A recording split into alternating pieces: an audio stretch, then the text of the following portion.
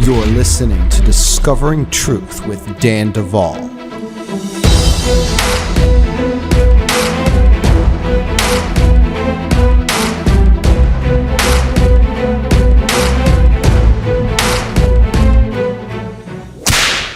Hey friends, Dan Duval here to introduce the show. I want to give you guys a few updates. It has been a few weeks since our last podcast. I do apologize for those of you that appreciate these drops. I've just been really busy. Thank you for your patience. I want to encourage you guys that follow this podcast to check out danduval.com, which is the official location and central hub of this podcast. You can find on that website merch, which helps support this podcast. And we certainly appreciate those of you that have supported us by purchasing our merch in the past. We also want you to know about manifestspace.us. That is the website, and you can create a free profile there at any time and engage with thousands of people all over the world that are hanging out and sharing a conversation. We really enjoy some of the things that happen there. Also, be sure to check out overcomeraccelerated.com. That is our training platform for survivors that are taking a healing journey and want some extra support along the way. For those that want to get coaching, and those of you that follow this podcast, many of you are awakening to backgrounds of trauma that were completely dissociated, and you want to know, where can I get started? Where can I get some help? Check out our ministry, bridemovement.com. And there is coaching available to you by licensed and trained people that are trained by me, and in a system of accountability and approach helping others from a real place of power. We want to encourage you to check us out at brideministriescoaching.com. And my last note, please, if you have not already considered it, join us at this year's annual Bride Tribe Advance. And you can find out more about that at our website, bridemovement.com. We are expecting closer to 600 or more this year, and it is going to be a Holy Ghost spectacular experience. And you are going to meet many friends and have a total family experience, being embraced by people that understand you and the conversations we are having on this platform. And so we are excited every year for that. It is coming up in November, and we hope to see you there, friends. Without any further ado, we're going to the program. Don't go anywhere. You're listening to Discovering Truth with Dan Duval. Those were your announcements.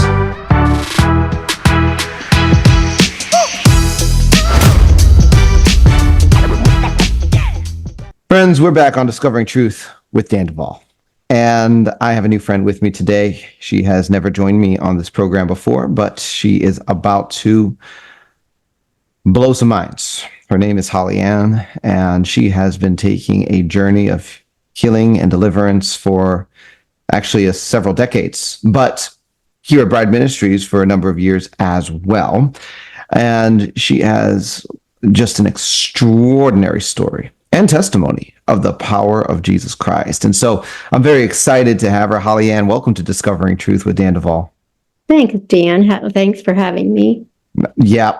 No, thank you for the bravery that you need to do this. It's never easy to come out. It's one thing to take the healing journey. It's another thing to sit down and think, wow, tens of thousands of people are just going to all of a sudden know everything that I have been journeying, as wild as it may be. And so thank you for being brave. I think, Hollyanne, Discovering Truth, our listeners, they're very well informed on the subjects of mind control and satanic ritual abuse and government projects. And we've been going after this for years. This is certainly the lane in which your story exists, but we're just going to dive in and not really qualify too many things. And I'll start with this. What was the indicator to you that things were not as they seemed? Mm-hmm. When was the first red flag for you as you entered adult life? Yeah, I was about 25, and the inner healing movement was going into the churches, and I took a inner healing class. And one of the questions they asked, was your childhood memorable, happy? And it caught me off guard because I was like, I have no memory, and I know that's not a good thing. So that's when I started diving into it because I wanted a real relationship with God, and it was missing. Mm. And no matter how I tried, whatever I did, I could have prayed, I could have got saved 100 times. It wasn't there. So I just kept pushing into that, and memories started to come out. So you were around 25. Mhm. You were in inner healing. When did you meet Jesus? I was brought up in the church, so I thought I met Jesus in my teens, but as I look back at that, it was definitely a false Jesus. And I have a lot of history of abuse in the church. So my real meeting Jesus, I would say, was close to 30 when I was baptized in the Holy Spirit. Wow. Yeah. So do you think that your life at 25 was as basically a programmed front presenting Christian, Oh, yeah. basically with a false Jesus and a religious structure and no relationship? And Wow. I was definitely put in the churches to cause trouble. I'm pretty sure I was. I always thought I was always in the middle of trouble. And I kept saying, why am I know this about this person? Why am I knowing all the bad stuff that's happening in this church? And I was in the church that I credit. It was the Brethren in Christ church.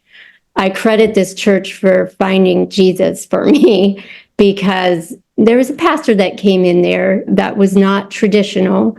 He came from a drug background, and so we went through a lot. And he presented a lot of inner healing things that helped me find the real Jesus and helped me long for the real Jesus. So interesting. So here you were programmed in an inner healing environment, trying to get healing from the church. It seems like they miscalculated because you certainly did find the real Jesus, and look where you are now. But I also found out that there were people put in those churches to make sure I stayed. Like my pastor, inner healer coach was definitely a programmer. Oh no. So I just kept going in circles, basically. Yeah. And then it was like, it dawned on me, oh, I think I need to go somewhere else. So I went to another church. And in that church, they knew when I started saying keywords, they were like, we can't handle this. So they did find a ministry that was not far from here, about an hour from here, that I started to go to. And they definitely had they gave me help. They gave me tools to get through. Definitely not like where we are now, but they used like Elijah House Ministries, but they definitely were seeing people like me. Yeah, SRA victims. I only knew of SRA at that time. Yeah. So that's where it starts. But really, it starts way before that. Right. So you knew something was wrong. Now we're going to go back to why. And I'm just going to go ahead and rewind right back to conception, time in the womb, and we'll go forward from there. What did you learn in your process of taking this healing and deliverance journey about your conception and the time you spent in the womb? My first visions and this was way before Bride Ministry, so I didn't know what I was seeing, but I knew that I was seeing a petri dish, and I knew I was seeing them putting DNA, is what I said, DNA into the petri dish, forming me and many others. It was a lab. It was definitely a lab. But there was other things going on in that lab, pores being taken out. And I didn't understand that yet. I had no clue what that meant, but I knew that had happened to me. And Then I went from that to being born was my next memory, with my mom having a C-section. My birth date was October 3rd on paper. I know that's not true, but in 1966. Mhm. And I know that I was in the womb with two other, I had an identical twin, and then there was another twin, or another, A triplet. but it wasn't identical. She Wow. was identical. Yeah. Do you think the third was even related genetically? I feel like she wasn't. Interesting. Yeah. Go on. Then after that, and this was, like I said, way before Bride Ministry, so I wasn't understanding. I remember seeing things like at 2 years old, I was switched out with my twin. And I had memories of being in the doctor's home that did all of this.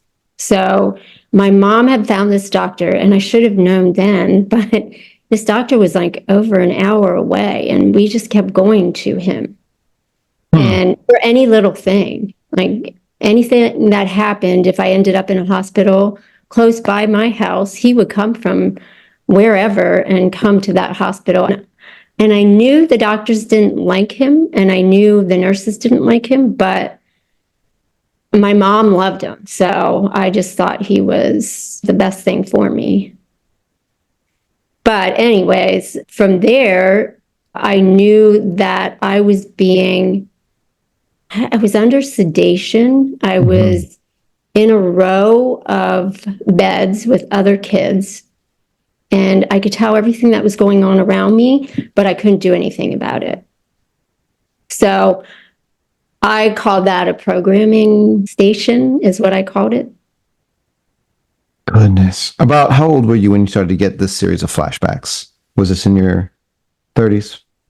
Yeah, I would say in my 30s, those late 20s, early 30s. Yeah. Yeah. Emotional response to these flashbacks? Emotional? Was there any? Or was it just Oh, like, yeah. Back then, it was like, let's just not even function. So that is when I was like, okay, I got to function. I have children. I have a job. I have a marriage. I've got to be a real person in society. That's where it gets hard for some people, because I can tell. I see people. I have people in my family. They can't function. I think that's why I don't have a whole lot of emotional responses to things that happened to me that I discover now on my ongoing journey. I'm not saying that's the right response, but that's what happens to me. Yeah. I'm scared that I'm going to be the one that goes into the institution and never come out. Yeah. Goodness. So you started getting these memories back around late 20s, 30s, and you start seeing these flashbacks, huge emotional response at the time. What do you do when you see a Petri dish and no one is acknowledging that they are actually doing in vitro fertilization and they are definitely doing designer babies in labs in the 60s? I am always reminding people that whatever you think technology is doing now, based on the white papers that exist and anything that you can get your hands on or read or study, the actual technology that the kingdom of darkness is working with is way past that, to the point that when you start to look at when they had certain technologies relative to what was going on at the surface world, it's just, it makes the mind spin. Right. But there you were. Now, what do you think was the purpose of having you and two other children in the womb for? Just explain how they had a planned interaction between you and your twin and this third baby. What was going on there? I had memories as well of being in, I guess I would call it a lab with Dr. Mengele. And I believe this doctor, I still haven't linked this doctor. I have the name of this doctor. I found it, I looked him up, and I found, I don't know, he's European, he's not Nazi, but I know that I am 50% German. I had done the test. So I know that I was Dr. Mengele's experiment, which is a lot of twinning programs. He has them. Yes. But I feel like it was end times programming. I'm going to be one of those soldiers at the end, bringing in, I don't know, doing whatever. I'll tell you, I have been programmed to assassinate presidents and things like that, which with what just happened, that definitely triggered me. Yeah. You mean the attempted assassination on President Donald Trump? Yeah, that definitely triggered me. I was seeing things and I was like, oh, I knew I wasn't participating, but I knew that there were people participating in things. And I was being guarded, so I couldn't do anything about it.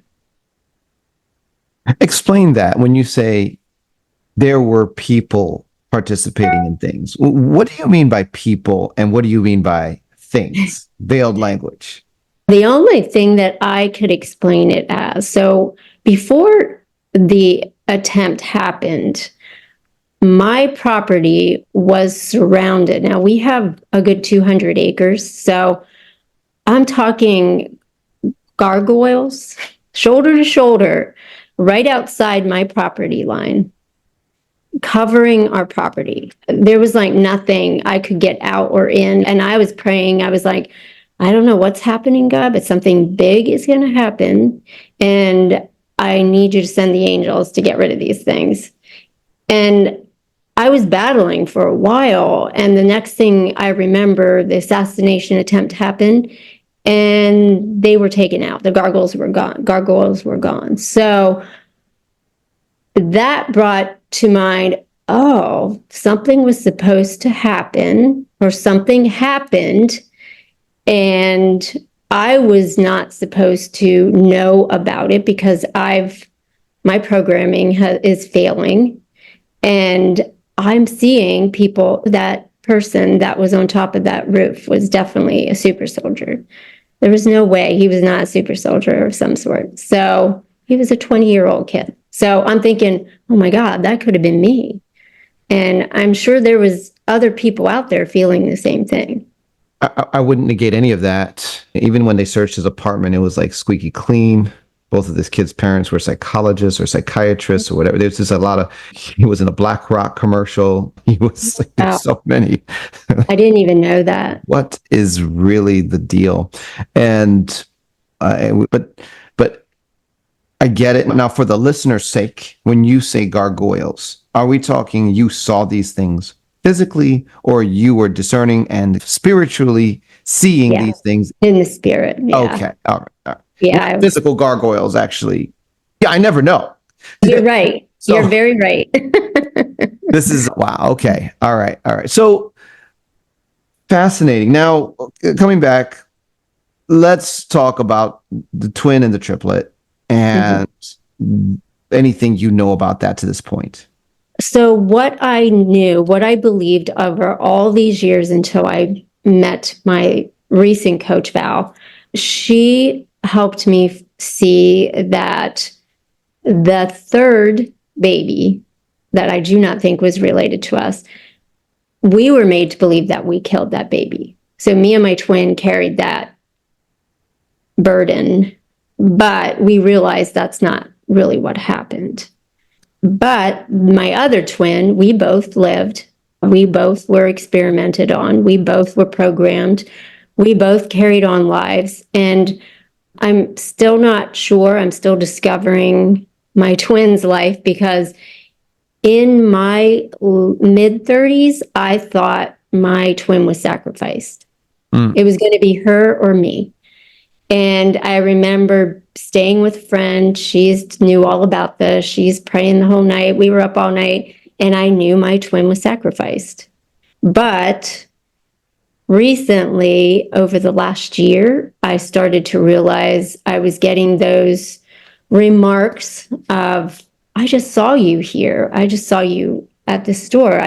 Do you know this person? And I was like, it triggered me into thinking, oh my gosh, I wonder if my twin is still alive. Because this is the kind of stuff I heard before I thought my twin was gone. So I knew, and I didn't even want to bring it up to my coach because I didn't want to know, but it came out and we figured out, no, they just kept it from me because I'm breaking down, but they can still program her. And I believe that they could switch us out again. Do you believe that they put programming in place and structuring in place early on to allow them to transfer memories between you and your twin? Oh, yes. In fact, I had a recent experience where I was pretty sure that my twin was here, but yet I could see everything that had happened, but I was seeing it as a film. Mm-hmm. So I know that she knows what I know, and I know what she knows. Does that make sense? It absolutely makes sense to me. And recently I did a series of podcasts with Esther Mhm. Ford, and her explanation of everything was that she is actually, in her world, twin B, and her understanding is that twin A was Sue Ford, who wrote the book Thanks for the Memories under the pseudonym Bryce Taylor, and that they were swapped in and out throughout. But I'm not the one that wrote this book. And we had one mind programming. In addition to her, Svali, who's been on my podcast a couple of times and has started releasing her autobiography. So she just released her second volume of that. She talks about her twin sister and how when they were swapping her in and out of her different lives in America and Germany and other places, it would sometimes be her playing the role, and then sometimes it'd be the sister playing the role. And so this is clearly something they have been doing. And Mengele is on the Trail of Tears in every story. It's Mengele, Mengele, Mengele, and it comes back to the twinning with Mengele all the way back to Nazi Germany and whatever they started there. And so you're in good company. Yeah.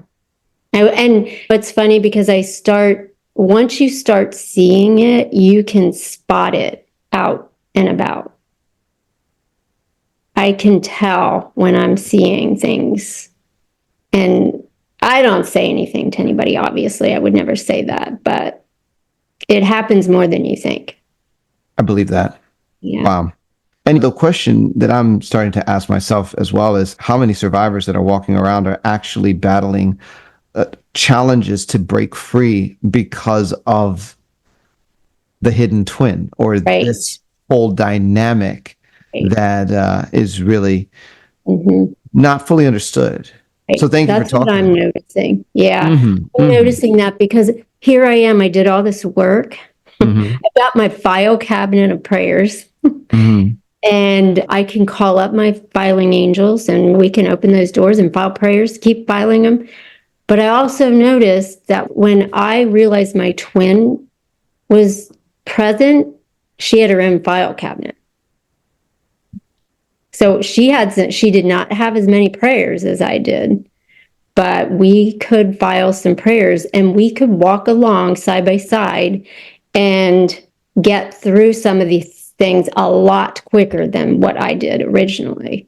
We went to the same spots that I had to do a major prayer and we filed a prayer. So you said that you spent time with the doctor and your sister would be with your family and then they'd swap you guys out. Did you spend your entire early childhood in America?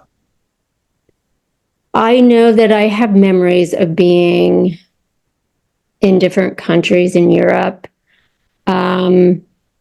I know that one of us, and I'm not very smart, I don't have a whole lot of schooling education. So I think she was present during my schooling education. And I was overseas being trained to be a super soldier. Belgium was someplace. Ukraine was a place. Ukraine was definitely a place that twins were at a young age. So I'm not sure how they pulled that off, but I remember being there with my twin, learning the underwater stuff, learning to live underwater. Okay, pause. When you learned that Russia was going to invade Ukraine, how did that affect you psychologically? I felt Ukraine was definitely to blame. And I know that there's so much controversy out there about this, but I'm like, I really don't think Russia is at fault here. I think Ukraine needs to come down. And so that did, yeah, I remember having some triggering moments and having to be in more counseling at that time. Yeah. So you remember being trained to do underwater life. Yes. Let me ask a question from your memories.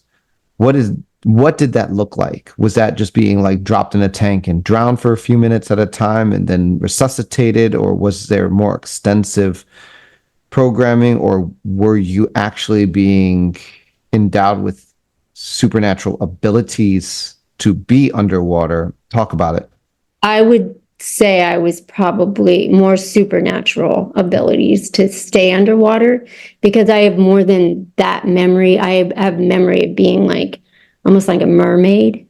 I remember watching the superhero movie. I can't remember his name. Aquaman. Aquaman was so triggering to me. I Mm-hmm. felt like I was swimming in the water. Yeah. Like I could Whoa. feel it as I was watching it. Mhm. Wow. I know that I spent time underwater. And yeah, so did some of my other family. They've had some healing experiences with that as well. Now, you call the realm underwater Waterworld, correct? I do. Why do you use that term? Where did Well, that come from? it's a world all of its own. Yeah. There's definitely, you're living down there. There is a lot going on down there. It's like another world. Yeah. Tell me about as much as you can about Mhm. that world. So you gave us a little sprinkle. I have memories of being a mermaid. Received. We had a long conversation with a woman by the name of Priscilla who talked all about her experiences as a mermaid. And that shape shifting is substantiated by other testimonies. I have read many books by African witch doctors. Emmanuel Eni is one. There's a series of others that have written all about Evangelist Mukendi, like these people, the witch doctor and the man. These are books like where they talk about that underwater world and Yeah. going there with witchcraft, sorcery, power, being underwater for days, weeks, or months at a time, these sorcerers. And so but you tell me, what was your experience? I have to start from the beginning because Please. as a baby, that's when that started. So, what I remember in Ukraine was it was almost like we were for sale. The technology that they were showing, it was like it was out there for show, so the highest bidder could buy it. I don't know who was behind that wall, but I know it was like governmental people, high-end governmental people. But after that part, I have like a big gap of what happened to me. And then I know that I was in the underwater world for sure. And I always thought it was part of Middle Earth. Now, I'm not sure if that's true, but the feeling I get with Middle Earth and the underwater world is it's almost like a fairy tale kind of feeling. And they all sort of work hand in hand. And we all almost like it's another world that we're living together. And whatever's happening on top of the ocean, the water, there's other things happening. And we're living in communion together. So, if we were to break it down from a structural perspective, you have the surface of this earth. And I say this earth because I think we also have alternate earths on alternate timelines. But this one, you have the surface world, 7 continents, oceans, this, everything we know. Mhm. And then when you go underwater, then you have deep areas of the sea that have totally unexplored. You also, when you go underground, have tunnels and areas that are deep underground where all kinds of activity is. We can also talk about hollow earth.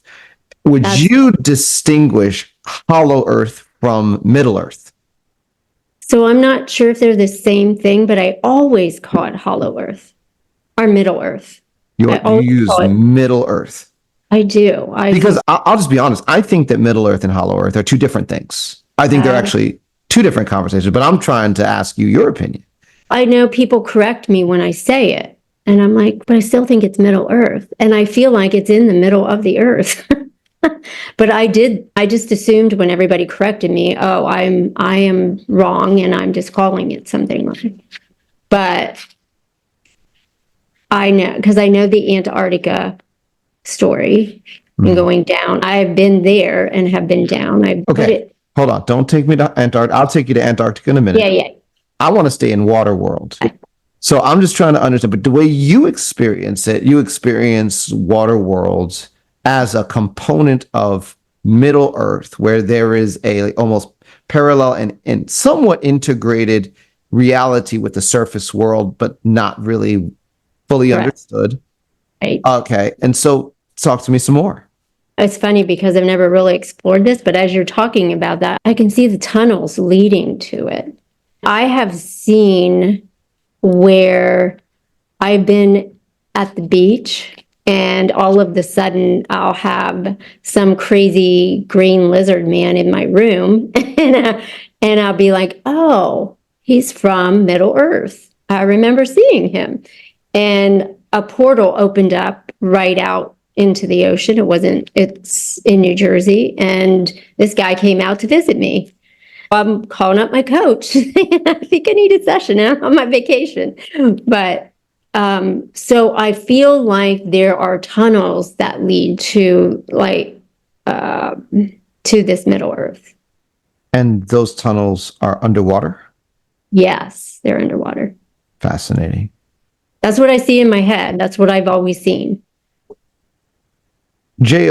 Tolkien, writing about the Lord of the Rings in Middle Earth, where there are elves and dwarves and Gollum. And what do you say? Was he also visiting the same realm? Yeah. Dang. For sure. I didn't even put those two together, but that is how it's like a fairy tale place. And it actually doesn't feel scary. It feels fairy tale-ish. Now, when you were there, do you remember having different forms on different occasions? Because you mentioned mermaid, or were you just human there, or? No, I would not have been human there. I can see some things. You're just opening up a whole nother place here, but I can see coming out of the water being another half person, half animal with legs and walking around like something you would see in the Tolkien movies. Yeah. Wow. Okay. And all of this begins in Ukraine. The training started there.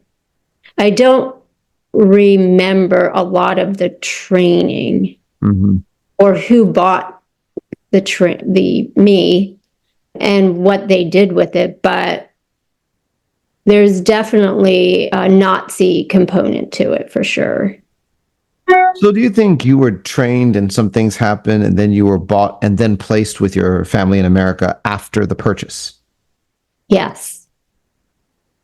Do you believe that your mother is your biological contributor? I think she might have contributed some, yes. Okay. Because of our appearance. Yeah, we look similar. One of the things that I ran into as a piece of just developing technology is something called multiplex parenting. And this actually, they do have published articles on, but through in vitro fertilization, they do have the ability to not just have two people being genetic contributors to a child, but they can add a third or fourth person in the lab if that's requested in certain in certain places. They actually advertise it. They call it multiplex parenting. What people don't realize is this technology has been around for decades and decades, and they've been doing multiplex parenting for a long time. And so they will do that to cover the story of, I was like, yeah, this is your mother. You do look like her, but there's a lot of other DNA in there as well. Wow. That doesn't. I definitely had that happen. And I do know some of my DNA is from JFK and Princess Diana. Why? I'm not sure if I know the answer to that, except that we discovered it during a session. Mm-hmm. I'm not sure why. Now, it's interesting because you had an interesting experience at the JFK assassination. So I'm going to jump there. I do want to come back to Waterworld a little bit, but what can you tell us about your experience at the JFK assassination? What I saw was I was a shadow person, and I didn't know. I had never heard that term before, but I looked it up afterwards, and I was just like a shadow, and I was a child. I was not very old, and there was a lot of us. There was a whole bunch of little shadow children running around during that assassination. So it makes me think that the little kids that were running around there maybe had the DNA of JFK, is what I think. News to me. I've never heard anything like that before. Oh, really? No. Wow. All right. Coming back, is there anything else that you can tell us about Waterworld or Middle Earth? Anything? I really just noticed that it is what goes on is like you wake up and you go to sleep just like we do here. You do things like we do here. We don't have jobs. We didn't have, it was more of it was a fun time is how I feel. I didn't feel evil when it was there. I'm sure there was, but I didn't see it. Okay. So now let's go to Antarctica. Now, it seems like all roads lead to Antarctica. Right. They have a lot of bases there for different nations. The U.S. has one. As far as I understand it, the Germans still seem to have the biggest, but others have presence there as well. There's a lot that goes on under the ice. Yeah. What was your role? What was your experience? And what memories do you have about that place? So what I'm remembering of that is I feel like I'm getting Antarctica and Middle Earth. I thought they were the same thing, or the opening of Antarctica leads to the Middle Earth. That is pretty much all I remember of that story. I would have to research that a little bit more. That's been a while since I did that. Okay. But I do feel like it connects somehow. So how did you get there? Did you ever pull the memories back on how they even took you to or which base you were interacting with? I remember being on a submarine, and that's how we got there. How old? So I was definitely older. I remember being in my early 20s when I was there. That was the last memory I had there. I did not explore that a whole lot, but I do remember being in charge of that submarine somehow, like driving that submarine. Do you think that this was something that you were doing in your current physical body? Do you think that this was possibly being done in a clone body that you were commandeering? What do you think or do you think this entire memory occurred in the astral plane and it was a spiritual, so to speak, submarine. What do you think is the most likely explanation for this memory? I feel like it was a cloning situation. Yeah. So tell me what you have experienced with the subject of cloning as it relates to your memories. I'm not sure if I have a whole lot of cloning, except I can tell you that at one of my last sessions where I discovered my twin was still living, I saw three more of us. And we discovered they're still functioning, and there's three clones of us. And I do not know a lot of information about that.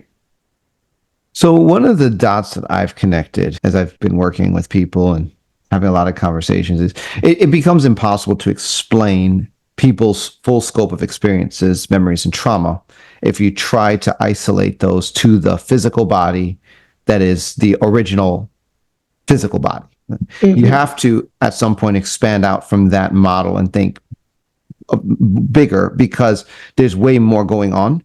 And you'll never get to the right answer if you have this memory. They're all disparate. And you're like, I'm going to find a way to help you understand how your physical body went to all of these places sequentially or not. It always comes out at some point that no, there was consciousness transfer of essentially the soul parts to different clone bodies that ran different missions in different places.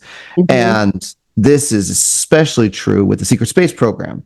I don't think the secret space program could even exist without the cloning technologies, because while they have the physical original body here on the earth, they're actually running a lot of the missions in clone bodies, and they use 20 and backs big time, which is they put a person through 20 years of life, and then they time shoot that soul part or consciousness back to the point of departure here on a physical earth. But they're running missions and doing all this, and they have all kinds of clone bodies that they use for that look human and not human. And so there's a lot of weirdness going on with that. But opening up the cloning conversation allows for so much more to make sense when it comes to the kind of experiences people have, especially in the super soldier projects and military contexts, when the normal body is very civilian. And so in saying that, I don't know if that's stirring anything else in you want to say before we move on.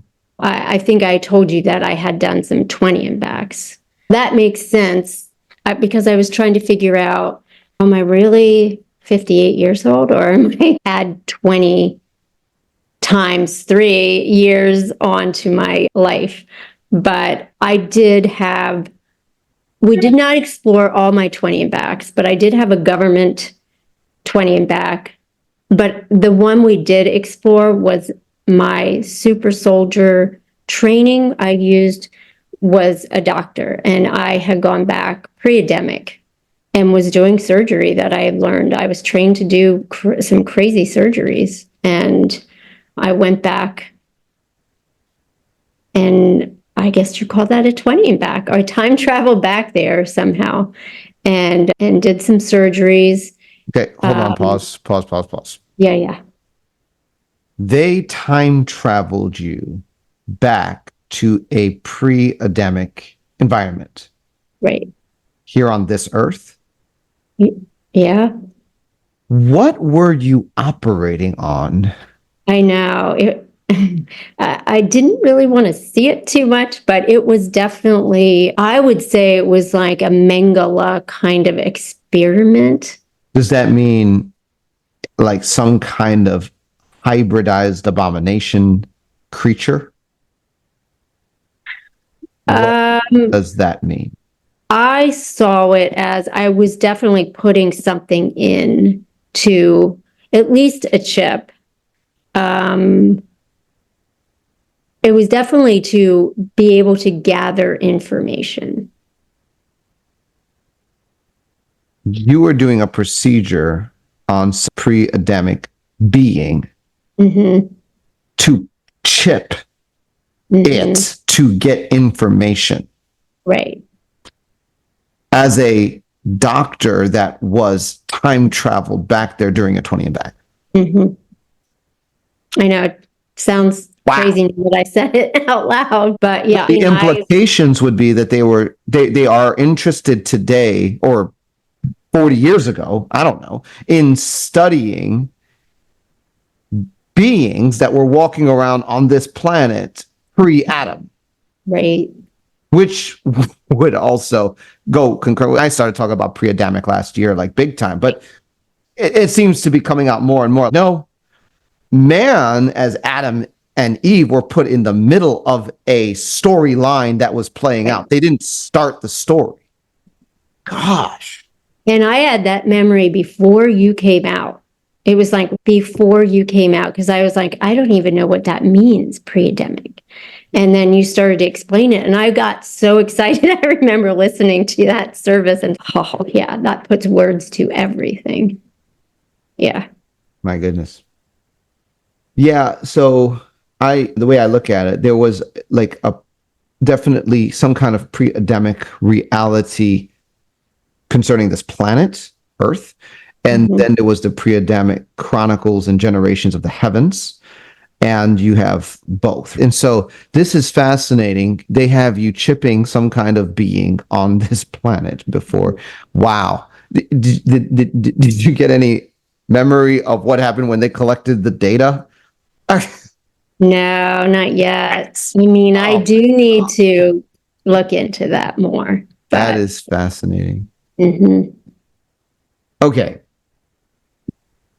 Okay. So coming back to some of the other things that you said. So you did multiple 20 and backs. One was governmental, one you're time traveling to pre-Adamic realm. Did you have any knowledge of the other 20 and back? No, I don't think we did. I don't think we got to the third one.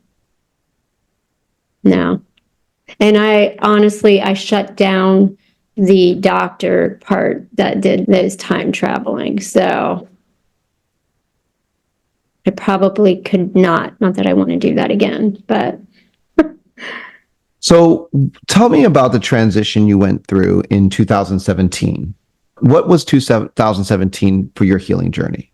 What happened was my father died, and then my mom was put in a nursing home, and then my daughter was getting married. And then all of the sudden, it was like, it was just my time to start gathering more information, getting more healing.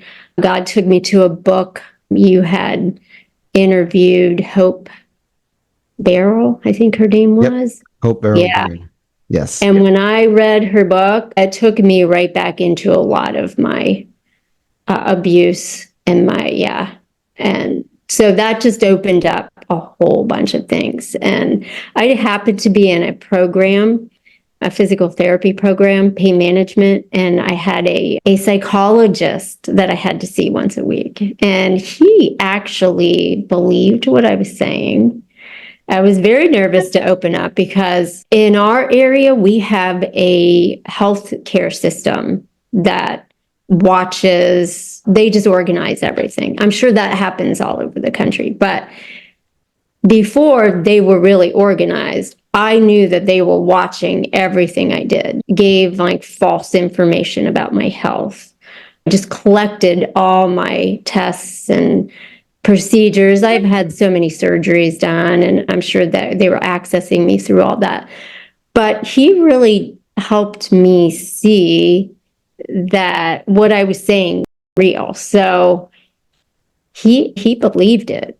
He said, I've never seen an SRA client. I've never seen what you're saying, but let me show you the real things. And it was almost like I was outside of my body and he helped me be inside my body when all of that was going on around me. So that is what started the process. And then I got to a coach, and that's when I started to, all kinds of weird things were coming out at that point. I was on Saturn, I was in Middle Earth, I was all those good things.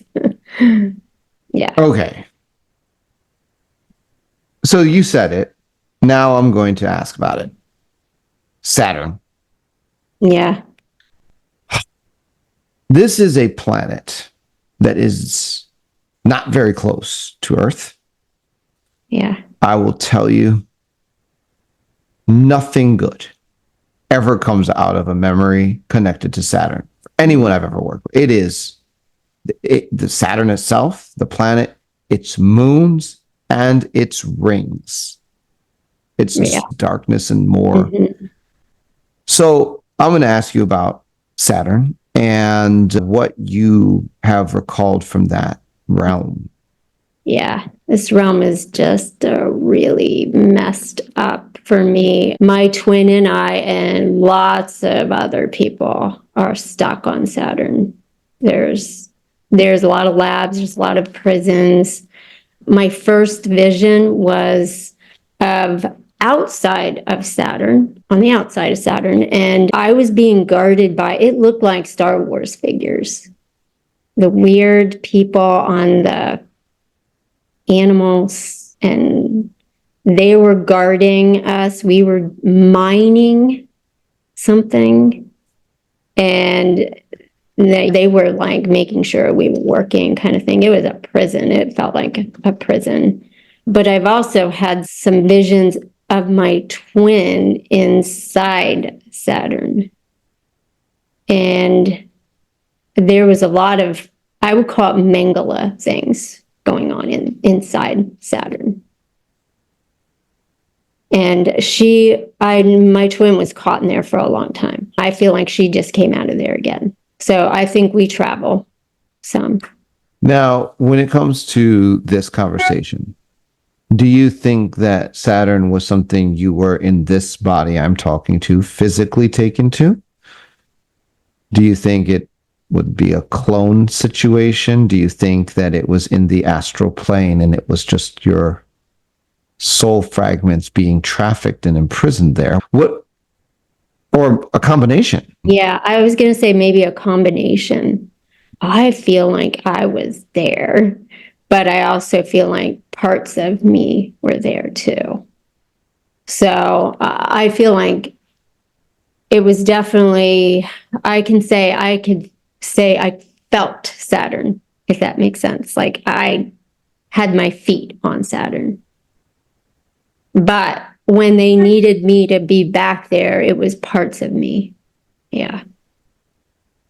Now, do you think that you were on the moons, on Saturn itself? And if so, they say that this is a fairly gaseous planet.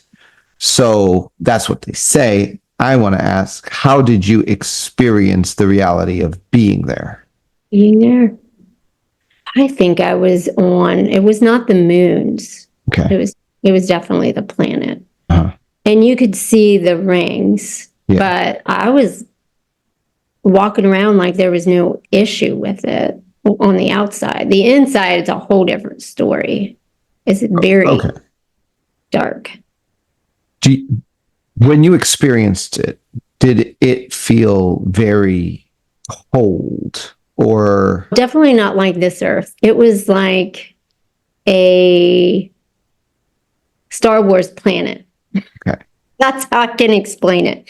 It was cold, very cold, yeah, very cold, and your skin could not be showing.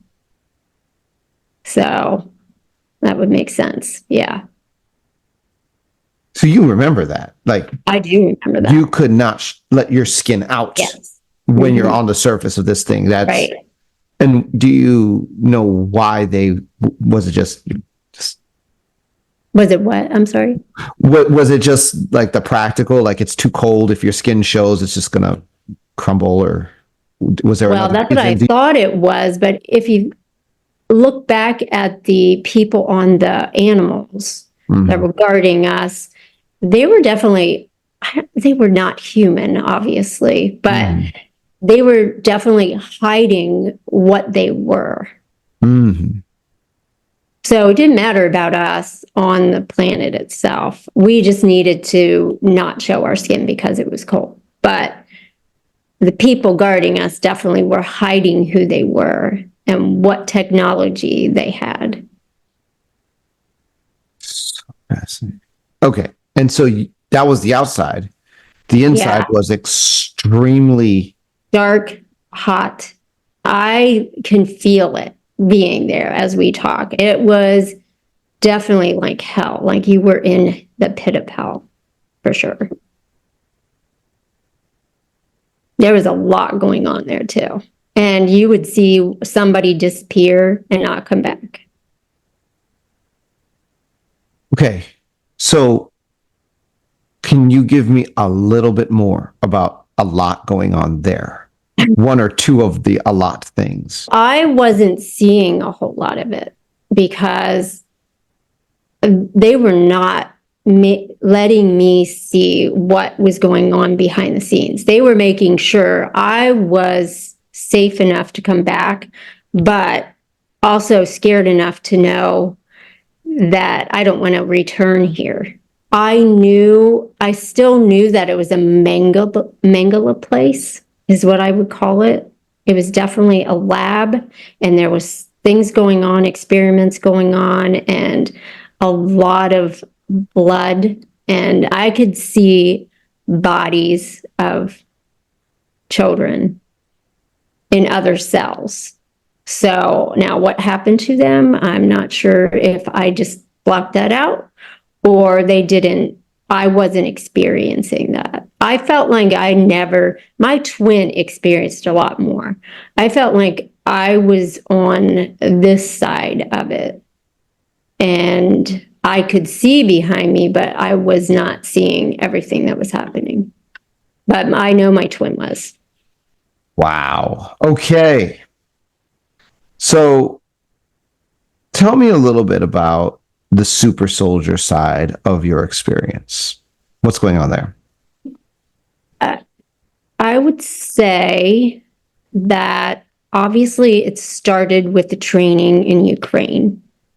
Things started there, and whoever bought me trained me more. So I knew that was probably physicians, the medical world. And I know that I was taken to a lot of European castles, and a lot of training was done there as well. And in the natural, people would always ask me medical questions and I could answer them. And I never thought about it until my husband, because he is a physician, said, "You're not a doctor. You need to stop answering questions like that." And I was like, "Oh yeah, I'm not a doctor, but I know the answers. How do I know the answers?"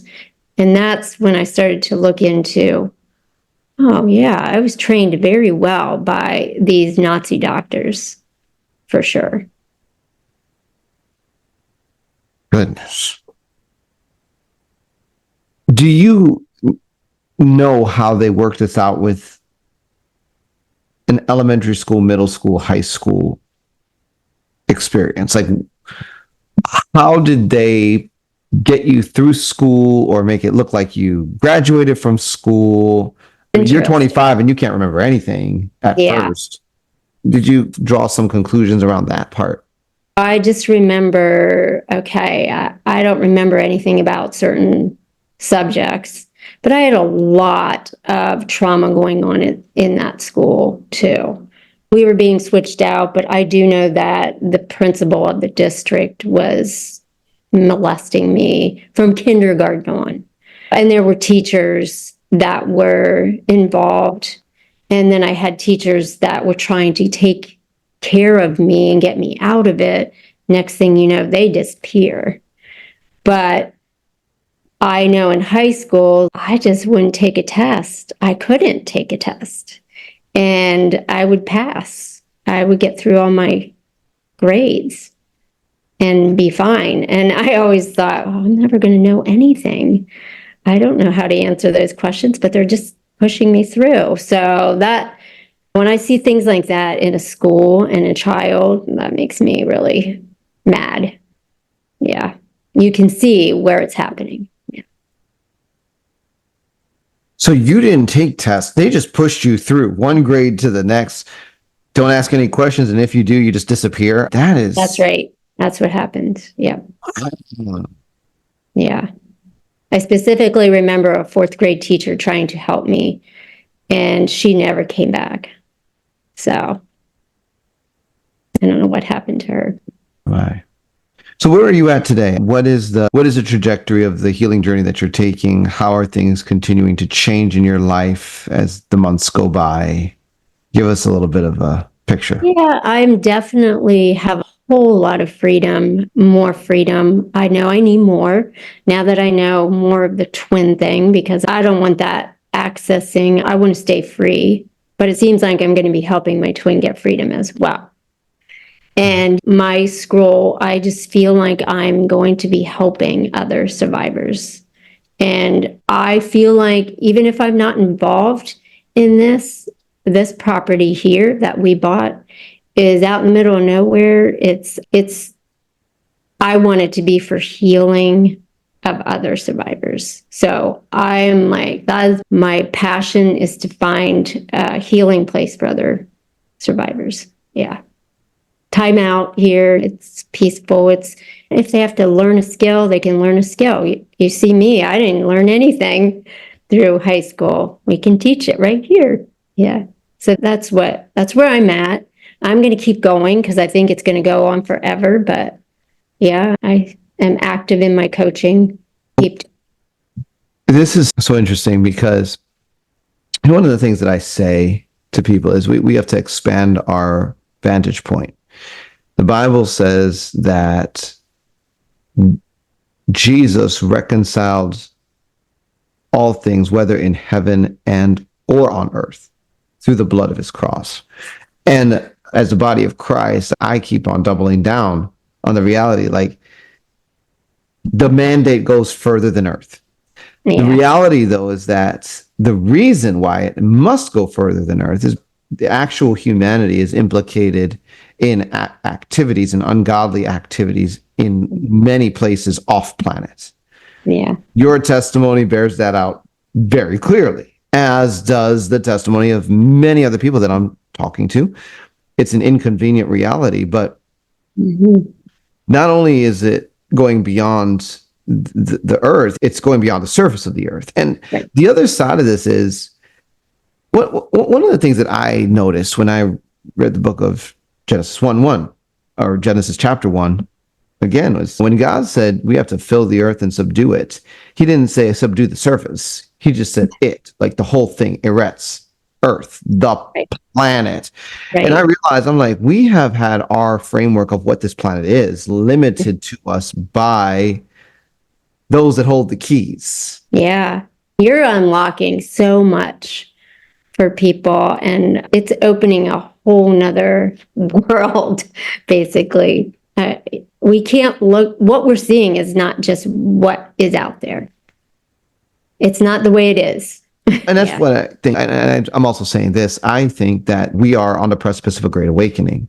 The Great Awakening is going to change a lot of things. It's going to come with a massive revival as people understand that people will be turning back to God. But part of the Great Awakening is the reality that has been hidden, that is now being revealed as the programming is shattering in people all over the earth. And that Great Awakening is going to force us to understand that it's not just the surface, the planets, its activity on moons, its activity inside of the sky as well. I almost want to ask you, like, you ever have any encounters with Jesus in the Middle Earth? Oh, the real Jesus? Absolutely. I hope so. Because I've had a lot of the fake Jesus Man. interactions, but Is that where he lives in the Middle Earth? You got a bunch of fake Jesuses down there? there's a lot of fake Jesuses down there. Man. Yeah. But there has to be, yeah. I mean, he's there too. Our real Jesus is there too, you know. It's pretty down there. Yeah. There's going to come a day where we're not going to be talking and people are going to be like, there's going to be a day, Hollyanne, It's soon. where It's soon. this is going to be like normal conversation. And I think, I think that God has a redemptive agenda for the Middle Earth, for the Hollow Earth, for the elements of the underwater kingdom, because people are there, actual people like you, and people that God loves and cares about and died for. Right. And it's definitely coming. It's coming sooner than later, because the more I thought about doing this interview, I'm like, there's a lot of people asking questions and they're believing. There are people that think it's all conspiracy, but there's a lot more people asking questions, and people have to know how to start, where to start, and that they can believe what they're seeing. So the more we keep doing this, Esther, as she prayed for more of us to come forward, look what happened to me. Yeah. Wow. Yeah. Well, praise God. Thank you, Holly. And by the way, I'm going to close with this question. What is the significance behind the name Hollyanne? I'm Holly, and my twin is Anne. And somehow at birth, they merged the names, and on my birth certificate, it's Hollyanne. I've never had a middle name. It's just Hollyanne, one name. It's very interesting because it messed me up. It just kept me in a world of confusion. And I could even see two spirits of my spirits. And I kept thinking, well, I have two spirits, or I have a split spirit. But no, I have two spirits because my twin has a spirit. And now I know when she is around because I can see her spirit. Yeah. Incredible. Friends, this is Discovering Truth with Dan Duval. We go there, we talk about it, and then you go and think about it. We have enjoyed having you, Hollyanne. Thank you for taking the time. Thank you for the bravery and the boldness to come and share about your experiences and the things that you have borne witness to. I appreciate you. Thanks for helping me do this. Friends, until next time, God bless and Godspeed.